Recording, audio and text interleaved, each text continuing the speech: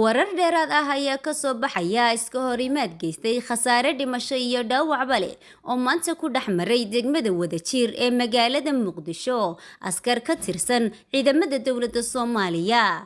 Iska horimaadka dhex maray askarta ka wada tirsanayd militariga Soomaaliya ayaa ka dhacay xaafadda Tarabuushka oo ka mid ah xaafadaha degmada Wadajir, waxaana la sheegay inuu iska horimaadku ku dhex maray askar isku qoys ahayd oo ku dagaalamayay isqabsi ka bilowday muran dhuleed. Inta la xaqiijiyay, 2 askari ayaa ku dhimatay israsaasaynta saaka, waxaana ku dhaawacmay 2 kale oo ka mid ahayd dhinacyada dagaalku ku dhex maray degmada Wadajir ee magaalada Muqdisho.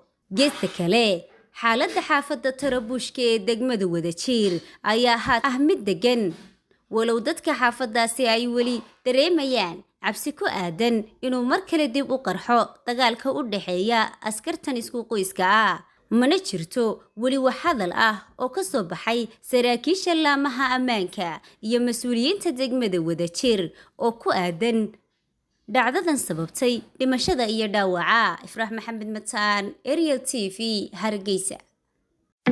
dahabshiil oo la jaan qaadaya isbeddelka tiknoolajiyadda kuna fududaynaya hannaanka aad lacag u diri karto, waxa uu hadda kuu soo kordhiyey in marka aad lacag dirayso aad ku bixin karto kaadhkaaga bangiga dhammaan xarumaha dahabshiil ee qaaradda Yurub. abka dahabshiil oo aad kala soo degi karto Play Store iyo App Store ayaa kuu sahlaya in meel kasta oo aad joogto aad lacagaha si fudud uga diri karto. sidoo kale website-ka dahabshiil ayaad si fudud lacag uga dhex diri kartaa goob kasta iyo goor kasta. lacag kasta oo aad dirto waxa uu qofkaad lacagta u dirtay sikimo gudahoodu ku helayaa adeegga e-dahab ee moobilkiisa gacanta. waxaa loogu shubi karaa akoonkiisa bangiga dahabshiil amaba waxa uu ka qaadan karaa dhammaan barnaamijyada dahabshiil ee dunida dacaladeeda. dahabshiil, hawl fudaydiyahaaga maaliyadeed.